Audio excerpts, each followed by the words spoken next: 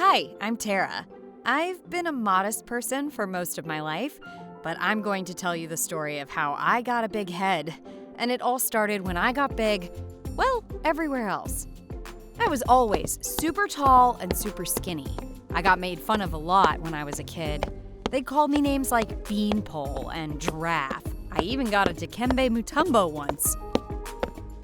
Anyway, I had grown up around so much teasing, I'd try not to draw too much attention to myself by staying quiet and modest.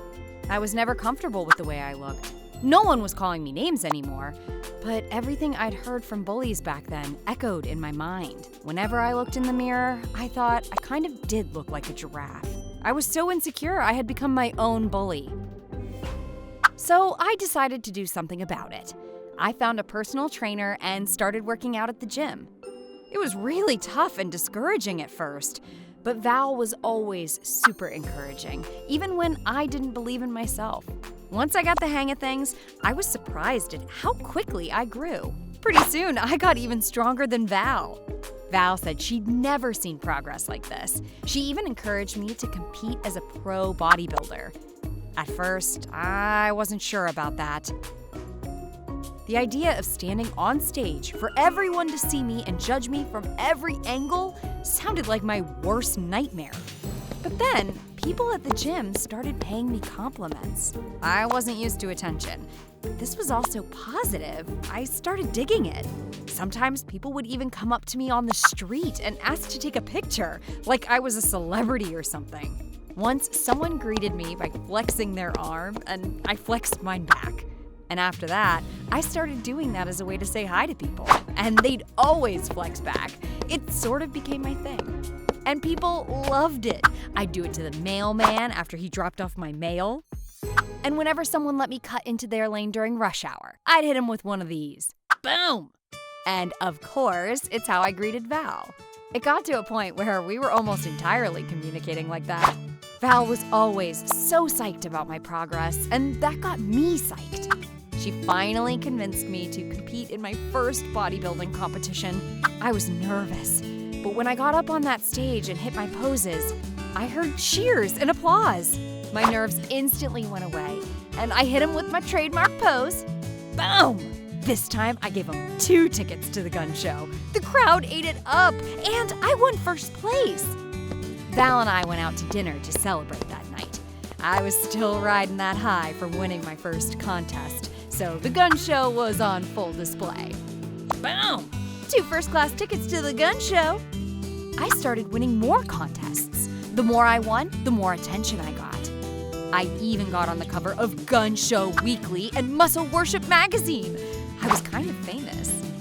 People who had never met me would recognize me and flex their arms at me, which was my trademark move.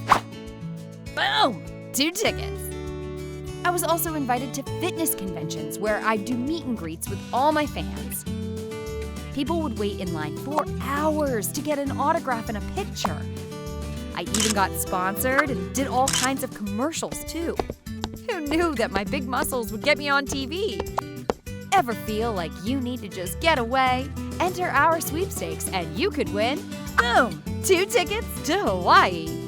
Ever eat a boring PB&J sandwich and find yourself wishing for something more exciting? Boom, crunchy peanut butter.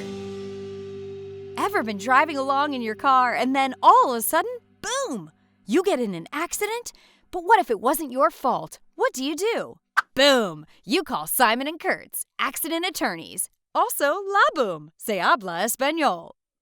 I wasn't only on TV, but I ended up on billboards, bench ads, you name it, I was everywhere. The more attention I got, the more I wanted. And since it was my big muscles that got me here in the first place, I figured the bigger the better. So I kept pumping up and got bigger. It was never enough. Sometimes on rare occasions, I'd encounter a person who didn't know who I was. How was that possible? I was everywhere. Had they been living in a cave with their head under a rock? Speaking of rocks, boom! Feel that rock-hard bicep? I loved flexing in more ways than one. I was always talking myself up and showing off.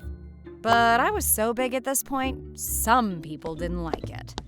This one time, I was standing in line at the grocery store. No one seemed to be paying attention to me, so I went up to the old lady behind me and flexed in her face so hard I tore my sleeve. Boom! 2 tickets! I think it almost gave her a heart attack. Pretty cool, right? I started flexing anywhere and everywhere, even though people didn't ask for it. All I talked about was how muscular and famous I was. One time I had jury duty and my cell phone went off. I interrupted the whole trial to take the phone call. Everyone looked at me like I was crazy, but it was my agent in LA. It was important. Val would call me up sometimes, but I never picked up her calls. Honestly, I had way more important people in my phone and way more important things going on. No offense. The first time I'd seen Val in a while was when I ran into her at a bodybuilding expo, where I was celebrity guest judging alongside fitness legends Wayne the Stone Jensen and Arnold Braunschweiger. Whoa! Those were some heavy names I just dropped. Let me pick those up. Boom! When I saw Val, I gave her my trademark double bicep. Boom! But for the first time, Val didn't flex back. What was her problem? "What's your problem? Why haven't you been returning my calls?" she asked. I told her I was too busy. The high life can get pretty hectic. Not that she'd understand. I mean, how could I say that in a way that wouldn't make her feel bad? In fact, the way I saw it, Val was the one with the problem. Val used to be in my corner, coaching me and cheering me on. Why couldn't she still be doing that? Maybe it's because I outgrew her. Maybe she was just jealous of all my success. Actually, that's exactly what I thought. Things started getting kinda heated, so that's what I said. That's when Val got really mad. She said I was right. She wasn't cheering me on anymore, not at all. But it wasn't because she was jealous. She said it was because it wasn't fun to cheer me on anymore. What is that supposed to mean? I asked, and Val said, "It's only fun to cheer someone on who really needs it. You clearly don't." I still didn't get what she was saying. I was kind of in a funk over that, but not for long because I met Duke D'Amato. That's right, the Duke D'Amato, A-list Hollywood movie star. And guess what? We started dating. Before I knew it, I was on tabloids, red carpets, courtside at Staples Center, and I even acted alongside Duke in some of his action films, like Hindenburg, which critics called a high-octane hit, and Hindenburg 2 Cruise Control, which critics called a gargantuan thrill ride, and Hindenburg 3 with a Vengeance, which critics called a historically inaccurate money grab. Oh, wait, that's not a good one. Anyway, if you thought I was everywhere before, there was no escaping me now. When Hindenburg 4 came out, it didn't do so well at the box office for some reason. So I got on all the talk shows and interviews I could to promote my awesomeness. Of course, I was also promoting my new movie, Hindenburg 4, The Reckoning, which is now available to stream. Critics call it the death of cinema. Oh, never mind, I'll read it later. I did an interview on The Lenny McQueen Show. Lenny's known for asking tough questions. I should have been more prepared, but he dove right in. It caught me so off guard, the whole thing was a blur. I mean, I don't remember it verbatim, but he basically asked me questions like, "How does it feel to be someone who everyone used to think was awesome, but kind of doesn't anymore?" I didn't know what to say to that, so I did what I do best. I flexed. "What are you talking about, Lenny? I'm awesome as heck." Boom! Look at that! Boom! One of the producers booed at me.